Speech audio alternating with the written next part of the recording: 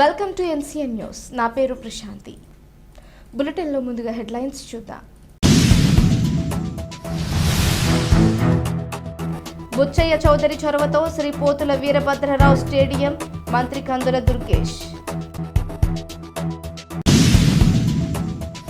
రాజమహేంద్రవరం నగరంలో శ్రీ పోతుల వీరభద్రరావు పేరుతో ఏర్పాటు చేస్తున్న మున్సిపల్ స్టేడియం అన్ని పనులు పూర్తి చేసుకుని క్రీడాకారులకు త్వరితగతిన అందుబాటులోకి తీసుకురావాలని రాష్ట్ర పర్యాటక, సాంస్కృతిక, సినిమాటోగ్రఫీ మంత్రి కందుల దుర్గేష్ వెల్లడించారు.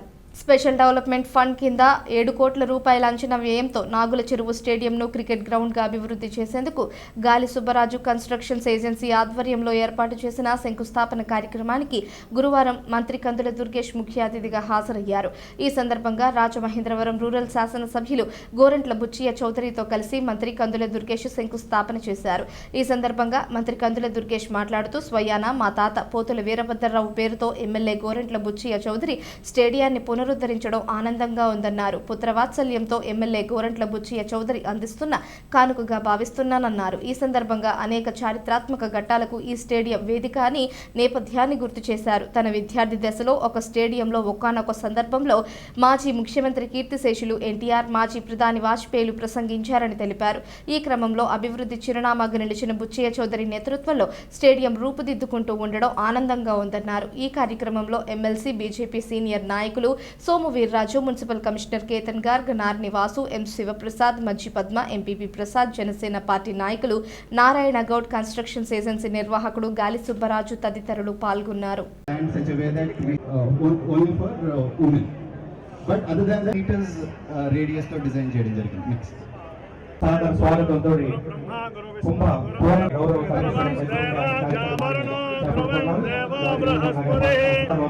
ఏ విగ్రహాలు లేకుండా ఆ లక్ష్మి గణపతిని ప్రార్థిస్తూ వార్డు పెద్దలకు, వార్డు ప్రజలకు, ప్రాంతాల వారికి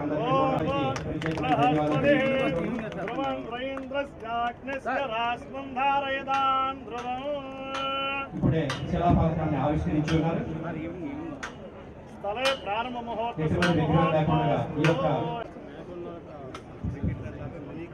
అందరూ వైపు నుంచి వీడియో ఎలా ప్లాన్ చేస్తున్నామంటే నార్త్ సౌత్ డైరెక్షన్లోనే మనం అందుకే మనకి ఈ రిమైనింగ్ ప్లేసెస్ మనం ప్రాక్టీస్ నెక్స్ట్ పెడుతున్నాం. At the same time first time sir మన ఆంధ్రప్రదేశ్లో కూడా ఫ్రెంచ్ పెట్టింది.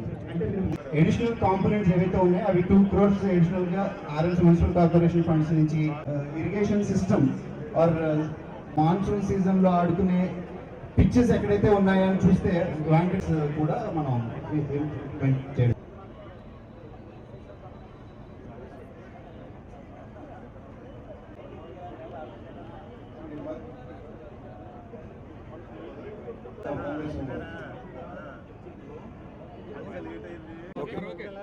చిరకాలంగా పెండింగ్లో ఉన్న అనేక సమస్యలకు పరిష్కారం దొరుకుతోంది ఎన్డీఏ కూటమిలో.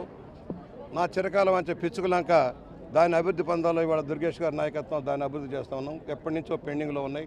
అలాగే స్టేడియం విషయంలో కూడా కేతన్ గారి సహకారంతో ఇవాళ మంచి స్టేడియం నిర్మాణం చేస్తూ ఉన్నాం. పెద్ద స్టేడియం త్వరలోనే పనులు మొదలుపెట్టడం కోసం ల్యాండ్ అలొకేషన్ చేస్తూ ఉన్నాం. క్రీడా రంగంలో కూడా, ఎందుకంటే ఇన్ఫ్రాస్ట్రక్చర్ ముఖ్యం. రాజమండ్రి వంటి నగరానికి జిల్లా హెడ్ క్వార్టర్గా మారిన తర్వాత ఇన్ఫ్రాస్ట్రక్చర్ చేయాల్సిన అవసరం ఉంది. రోడ్లు విశాలం చేయాల్సిన అవసరం ఉంది. పుష్కరాల వేదికగా నగరాన్ని అభివృద్ధి చేసేదానికి మనం ముందుకు సాగుతున్నాం. క్రీడా ప్రాంగణాలను అభివృద్ధి చేస్తే క్రీడాకారులు తయారవుతారు. చంద్రబాబు గారి నాయకత్వంలో గతంలో ఆపరేషన్ క్రీడలు కానీ, ఆసియన్ క్రీడలు కానీ బ్రహ్మాండంగా జరిగిన చరిత్ర చూసాం. మళ్ళీ ఆంధ్రప్రదేశ్లో క్రీడాకారులకు ప్రోత్సాహం ఇచ్చే కార్యక్రమం మొదలైంది. వారికి రిజర్వేషన్ కూడా 3% పెంచారు. వారికి క్రీడా ప్రాంగణాలు తయారు చేసడం కూడా భారీగా నిధులు ఇస్తున్నందుకు చంద్రబాబు గారికి, పవన్ కళ్యాణ్ గారికి, లోకేష్ గారికి ధన్యవాదాలు తెలియజేస్తూ ఉన్నాం. రాజమండ్రి ప్రజల చిరకాల వాంఛ అయినటువంటి స్టేడియం నిర్మాణం అనేటువంటి విషయాన్ని ఈరోజు సాకారం చేస్తున్నటువంటి పెద్దలు శ్రీ బుచ్చయ్య చౌదరి గారికి ప్రత్యేకమైనటువంటి ధన్యవాదాలు తెలియజేస్తూ, దీన్ని ఒక సమగ్ర రూపంలో కార్యాచరణ తీసుకొచ్చినటువంటి మున్సిపల్ కమిషనర్ గర్గ్ గారికి కూడా అభినందనలు తెలియజేస్తూ, ఇవాళ రాజమండ్రి లాంటి పట్టణంలో సరైనటువంటి స్టేడియం లేదనేటువంటి బాధ ప్రజల్లో ఉంది. అయితే చాలా దార్శనికులు, అభివృద్ధి పట్ల పూర్తి స్థాయిలో అవగాహన ఉన్నటువంటి బుచ్చయ్య చౌదరి గారు తొలి నుంచి కూడా దీన్ని ఒక స్టేడియంగా రూపొందించాలని, దాంతోపాటు క్రికెట్కి మరింత పెద్ద స్టేడియం ఏర్పాటు చేయాలని, ఇలాంటి 2-3 ఆలోచనలు చేస్తున్న దాంట్లో శ్రీకారం చుట్టినటువంటి తొలి కార్యక్రమం ఇది. ఈ సంవత్సరం కాలం పూర్తయినటువంటి ఈ సందర్భంలో ఈ కూటమి ప్రభుత్వం వచ్చి సంవత్సరం అయిన తర్వాత అభివృద్ధి కార్యక్రమాల్లో తొలిమెట్టుగా దీన్ని ఒక మల్టీపర్పస్ స్టేడియంగా, దానికి శ్రీ పోతుల వీరభద్రరావు మున్సిపల్ స్టేడియంగా దాన్ని ఏర్పాటు చేసి దీన్ని మల్టీపర్పస్ స్టేడియంగా ఏర్పాటు చేయడం అనేది ఈ రాజమండ్రి ప్రజల యొక్క చిరకాల వాంఛ. అది నెరవేరుతుందనేటువంటి ఆనందాన్ని వ్యక్తం చేస్తూ, అదేవిధంగా కూటమి ప్రభుత్వం వచ్చిన తర్వాత ఈ సంవత్సర కాలంలో అనేక విజయాలను సాధించడం జరిగింది.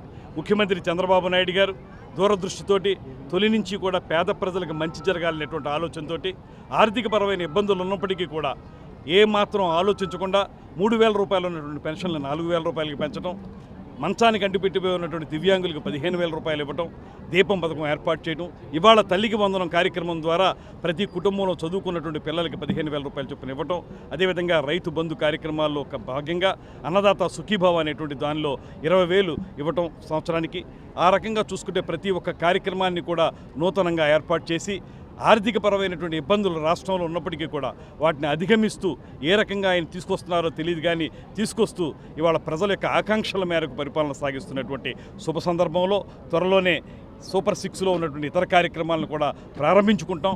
దాని ద్వారా కూడా ప్రజల మధ్యకి వెళ్తా ఉన్నటువంటి మాటను తెలియజేస్తూ ఒకసారి ముఖ్యమంత్రి చంద్రబాబు నాయుడు గారు, వారికి సహకరిస్తున్నటువంటి ఉప ముఖ్యమంత్రి పవన్ కళ్యాణ్ గారు, వీరిద్దరికీ పైనుంచి సహకరిస్తున్నటువంటి నరేంద్ర మోడీ గారు, వీరి ముగ్గురి కలయికలో ఈ కూటమి ప్రభుత్వం రాబోయే రోజుల్లో ప్రజల యొక్క ఆకాంక్షల మేరకు తప్పనిసరిగా పూర్తి స్థాయి విజయాన్ని సాధిస్తుందని, ఈ కూటమి ప్రభుత్వం రాబోయే 20 సంవత్సరాల పాటు ఈ రాష్ట్రంలో సుపరిపాలన అందించడానికి బీజాలు పడ్డాయనేటువంటి మాటని మరొక్క మారి తెలియజేసుకుంటూ